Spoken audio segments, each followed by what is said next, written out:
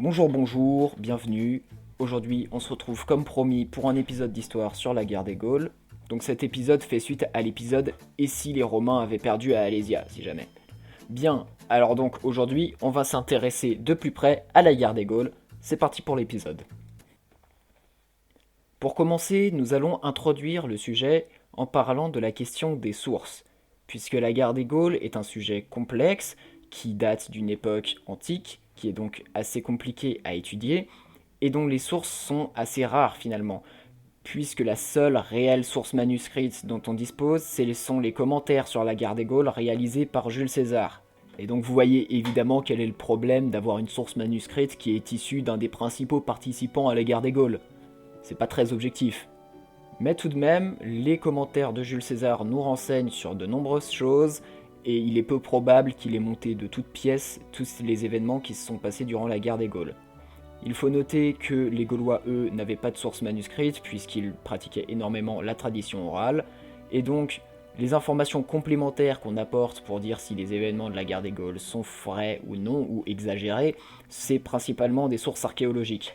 En plus de ça, il est nécessaire de noter qu'il y a une grosse récupération de la guerre des Gaules dans le roman national depuis le 19e siècle, qui advient après la défaite du Second Empire face aux Allemands. Donc il va falloir remettre un peu d'ordre dans tout cela.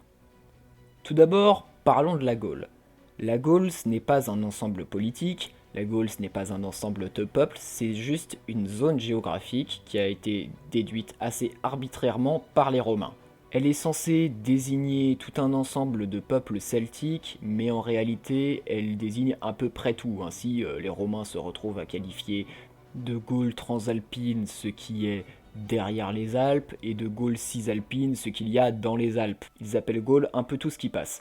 Il peut quand même être utile de remarquer qu'il y a des pratiques communes venant des peuples qui habitent cette zone géographique, notamment celle de l'agriculture. Ce sont des peuples majoritairement sédentaires, qui pratiquent du coup l'élevage aussi, et qui ont notamment une maîtrise de la métallurgie assez élevée. Ils ont une pratique du commerce assez courante, et donc étaient bien au courant de ce qu'il se passait à Rome et même en Grèce, largement avant l'invasion de Jules César. Mais majoritairement, ils n'écrivent pas trop, puisque comme je l'ai dit plus tôt, ils préfèrent la tradition orale. Leur principal système politique, c'est une aristocratie basée sur le clientélisme, avec quelques relents de monarchie de temps en temps, et on voit une séparation en plusieurs ordres, notamment avec l'ordre religieux qui est assuré par les druides. Les Gaulois, à proprement parler, c'est un ensemble de peuples très divers, qui ne parlent pas les mêmes langues, qui ne partagent pas le même système politique, et qui souvent sont un ensemble de tribus ou de confédérations.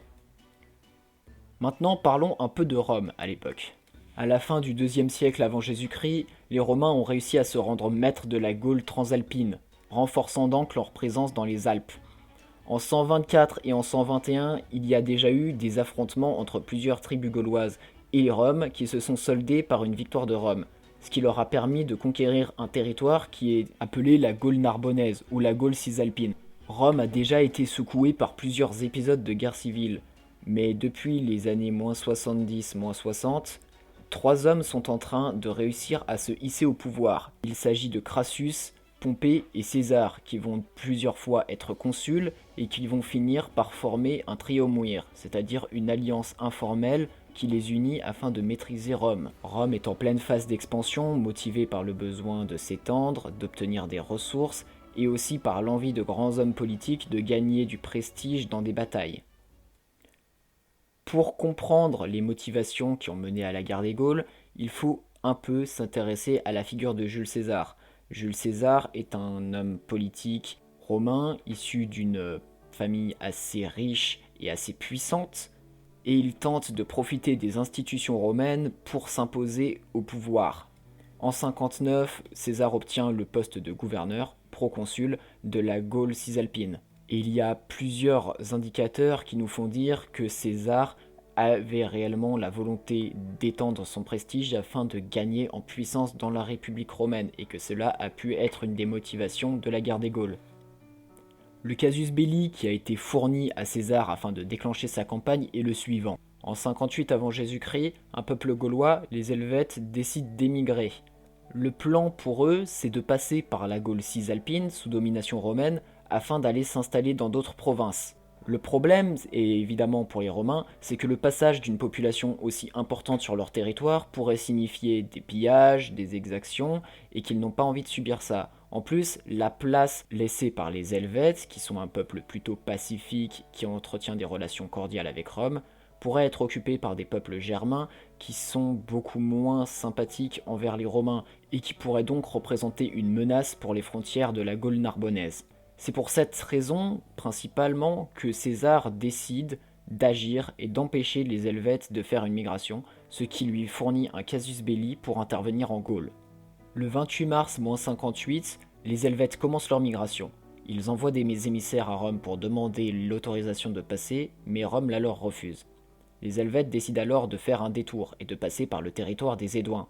Cependant, César n'est pas disposé à les laisser passer par ce territoire, car les Édouins sont considérés comme des alliés de Rome, et de plus, on suppose qu'il voulait tout de même garder son casus belli pour intervenir en Gaule.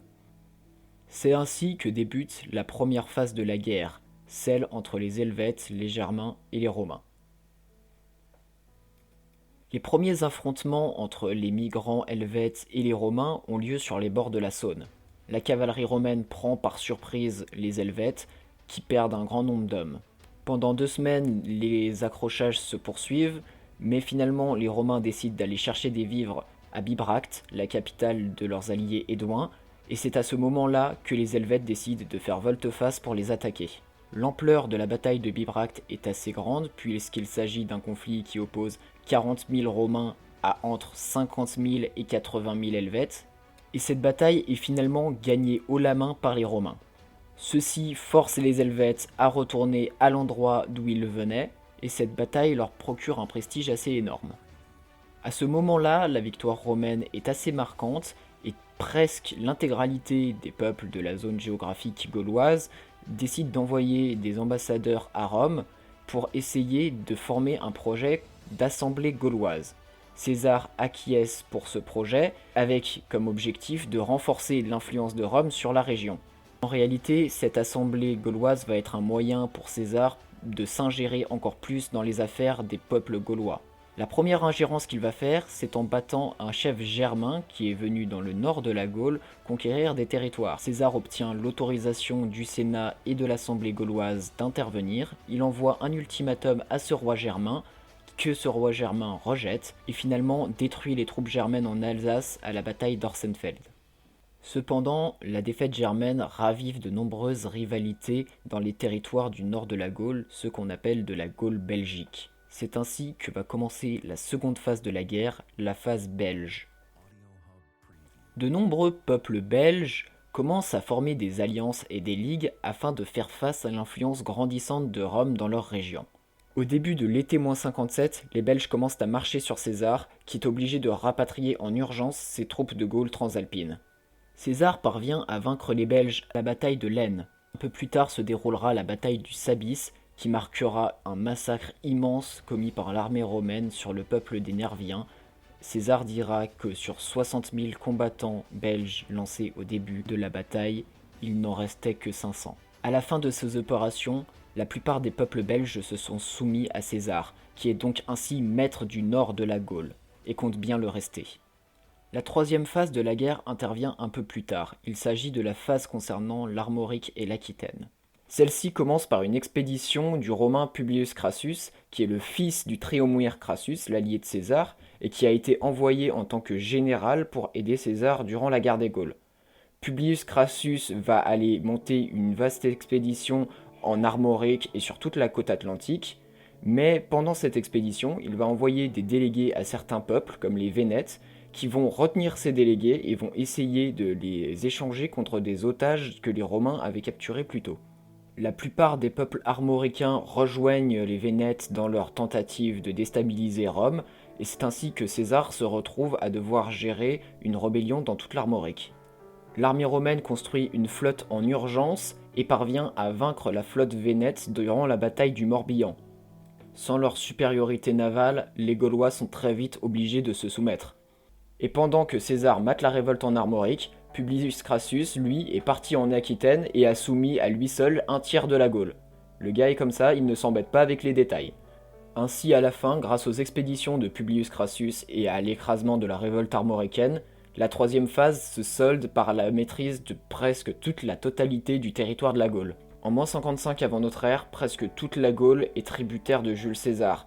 L'Assemblée gauloise a désormais une influence énorme et les Romains règnent dessus sans partage, et il y a très peu de peuples qui ne peuvent échapper à l'influence romaine sur ce territoire. Maintenant que la Gaule est soumise, César en profite pour faire plusieurs expéditions qui vont être menées au-delà de la Manche, chez les peuples de Grande-Bretagne, et aussi au-delà du Rhin, chez les Germains. Ces expéditions ne dureront pas longtemps, mais commenceront à implanter l'influence romaine sur ces territoires-là. Cependant, l'influence romaine en Gaule va de nouveau être contestée, et la révolte gronde parmi les peuples gaulois. La première grande révolte gauloise commence en 54 avant notre ère, quand le chef des Carnutes, un peuple qui était jusque-là très favorable à Rome, se fait assassiner. Les partisans des nouveaux chefs, eux, sont très hostiles aux Romains. Une légion est donc déléguée pour aller écraser ces nouveaux chefs. Cependant, les tribus gauloises qui étaient censées aider et ravitailler l'armée romaine se retournent très vite contre elles et commencent à attaquer par surprise les camps romains. La légion est très vite détruite par une armée insurgée qui la prend en tenaille. En même temps, plusieurs peuples se soulèvent et attaquent par surprise les garnisons romaines. Il s'agit d'une révolte dans presque toute la Gaule. Finalement, l'armée romaine arrive très vite à reprendre le contrôle en utilisant la ruse et en vainquant grâce à sa cavalerie sur le champ de bataille, et la révolte est épuisée pour cette année du moins. Cependant, César a conscience que l'insurrection n'est pas éteinte pour autant, car les peuples qui s'étaient révoltés, notamment les Carnutes, ne se présentent plus du tout à l'Assemblée gauloise. De plus, la perte d'une légion romaine est un affront considérable pour l'armée. César décide donc de mobiliser massivement de nouvelles troupes pour montrer aux Gaulois qu'il est capable de les écraser quand il veut, et il fonce à l'improviste avec 4 nouvelles légions sur les territoires des Gaulois insurgés avant que ceux-ci n'aient le temps de former une coalition. Le peuple des Sénons, le peuple des Carnutes et le peuple des Trévires, qui étaient les principaux insurgés, finissent très vite par se soumettre et la révolte est éteinte. La Gaule est pour l'instant pacifiée, du moins jusqu'en moins 52, époque d'un événement que nous connaissons tous très bien. La révolte de Vercingétorix commence le 23 janvier moins 52. C'est dans la ville de Sénaboum que tout commence. Les négociants et civils romains sont tous massacrés. La nouvelle se répand très vite dans toute la Gaule. C'est chez les Arvernes que la révolte va trouver un leader. Un jeune noble du nom de Vercingétorix va prendre la tête des insurgés et va oser défier Rome. Très vite, les peuples gaulois qui vivent sur la côte atlantique décident de rejoindre la révolte face aux Romains. Toutes les tribus de la coalition s'accordent pour nommer Vercingétorix commandeur suprême de l'armée gauloise. Ainsi, c'est lui qui sera le principal créateur de la doctrine de lutte contre l'Empire romain. Après plusieurs défaites sur le champ de bataille dans des batailles rangées contre les légions romaines, Vercingétorix décide de changer de stratégie et d'adopter celle de la terre brûlée. La terre brûlée, c'est une tactique de guerre asymétrique qui consiste à détruire systématiquement les récoltes, les villages, les fermes qui pourraient servir d'approvisionnement à l'ennemi. Ainsi, quand les Romains conquièrent du territoire, ils trouvent celui-ci totalement ravagé et vidé de ses habitants par les tribus gauloises qui ont fui. La stratégie de Vercingétorix est un succès puisque l'armée romaine commence à manquer de vivres et ne peut mener certains sièges. César décide de diviser son armée en deux afin de pouvoir faire face à plusieurs tribus à la fois. L'une de ces deux armées va se diriger vers le nord pour tenter de lutter contre les Sénons et les Parésies. César réussit à prendre par surprise les armées gauloises qui sont dirigées par Vercingétorix et il assiège la ville de Gergovie. Cependant, ce siège sera très difficile à cause du manque de ravitaillement et vers la fin avril, les troupes romaines seront décimées par les troupes gauloises. L'armée laissée en arrière par Jules César intervient et parvient, au terme de la bataille de Lutèce, à faire en sorte que celui-ci ne se retrouve pas encerclé par ses ennemis. Cependant, les dernières tribus gauloises qui étaient alliées aux Romains commencent à trahir ceux-ci, notamment les Édouins, qui après avoir été pendant un bon moment du côté romain, finissent par passer du côté des rebelles. La situation devient vite intenable pour l'armée romaine qui assaillit de tous les côtés et qui manque cruellement de ravitaillement à cause de la technique de la terre brûlée. Jules César entame donc une retraite de ses troupes de la Gaule. Cependant, c'était sans compter sur l'armée de Vercingétorix qui possède désormais 15 000 cavaliers et qui compte mettre l'armée romaine en déroute définitivement pour chasser celle-ci une bonne fois pour toutes. L'attaque est donc lancée sur les troupes romaines qui se replient. Mais celles-ci finissent par recevoir du renfort, ce qui leur permet de contre-attaquer et de mettre l'armée gauloise en déroute. Ainsi, ce qui devait être la dernière charge qui permettait de repousser les Romains hors de Gaule tourne au vinaigre pour le Vercingétorix et ses hommes qui se retrouvent acculés. Les Gaulois sont forcés de fuir après cette attaque ratée et se réfugient vers l'oppidum d'Alésia, qui est dirigé par un peuple allié à eux. La situation est critique pour Vercingétorix. En effet, celui-ci est enfermé avec une armée assez conséquente, environ 90 000 hommes selon César, dans l'oppidum d'Alésia. Cependant, il ne dispose que d'environ un mois de ravitaillement, ce qui rend le siège par les Romains très difficile à tenir. De son côté, César met en place un important dispositif de siège autour de la forteresse, et il dispose d'environ 70 000 hommes, 10 à 12 légions qui vont prendre position tout autour d'Alésia afin d'empêcher les Gaulois de recevoir une armée de secours que Vercingétorix attend avec impatience. L'armée de secours finit par arriver et elle est composée de presque 250 000 hommes, ce qui est assez conséquent pour l'époque, et donc la bataille d'Alésia est une bataille de grande ampleur, et elle sera décisive et cruciale. L'armée de secours et l'armée de Vercingétorix attaquent simultanément les fortifications romaines autour d'Alésia pour tenter de briser le siège. Cependant, les deux s'écrasent face à la résistance romaine, et ainsi, Vercingétorix est dépourvu de toute aide extérieure. Le lendemain de cette bataille désastreuse pour les Gaulois, Vercingétorix décide de se rendre, évitant la famine à ses troupes. Après l'écrasement de l'armée gauloise à Alésia et la capture de Vercingétorix, toutes les tribus commencent à se soumettre une par une aux Romains. À l'hiver, la Gaule est définitivement sous contrôle romain. Et César est auréolé de gloire après cette victoire qui lui a permis de redorer son prestige et de réaffirmer son contrôle sur toute la Gaule. Après cela, il y aura encore une ou deux rébellions qui arriveront en 51 avant notre ère. Cependant, pacification de la Gaule semble désormais inévitable, et les révoltes n'ont que peu d'intérêt. Et c'est ainsi qu'en moins 50, la guerre des Gaules, après de nombreux morts et de nombreux rebondissements, finit par s'achever après 8 ans de campagne de l'armée romaine, par une domination totale de celle-ci sur les peuples gaulois. Les conséquences de cette guerre sont assez importantes. Il y a déjà évidemment la domination de Rome sur les territoires de la Gaule, qui sont très riches et qui vont permettre à Rome d'énormément se développer et d'acquérir une influence nouvelle dans la région. Mais il y a aussi le nouveau rôle qu'a Jules César dans l'aristocratie romaine, parce que celui-ci, durant cette guerre, a amassé énormément de trésors, énormément de prestige et énormément de richesses, et tout cela va lui permettre, quelques années plus tard, de tenter de renverser la République et de s'accaparer tout le pouvoir pour lui. Pour conclure, on peut dire que la guerre des Gaules, c'est une guerre qui est assez compliquée, puisqu'elle met en place plein d'acteurs, toutes les tribus gauloises, l'armée romaine, tout cela. C'est une guerre qui est beaucoup axée autour des volontés de pouvoir de Jules César aussi, mais aussi d'une volonté impérialiste de l'Empire romain. Et c'est une guerre qui a eu énormément d'influence sur l'histoire de notre contrée, donc la France, et aussi sur l'histoire de l'Europe globalement, avec l'Empire romain. Et donc c'est forcément une guerre qui a beaucoup été récupérée, qui a été réutilisée dans des romans nationaux, dans la fiction et tout cela. Donc il est assez compliqué d'en démêler le vrai du faux, surtout que bon, on n'a qu'une seule source manuscrite et quelques sources archéologiques. D'ailleurs, l'histoire que j'ai contée est assez incomplète, donc je vous encourage à aller chercher par vous-même. Il y aura des sources dans la description, mais aussi évidemment à lire des ouvrages historiques. Voilà, cet épisode est terminé. Sur ce, je vous dis à la prochaine. Passez une bonne journée.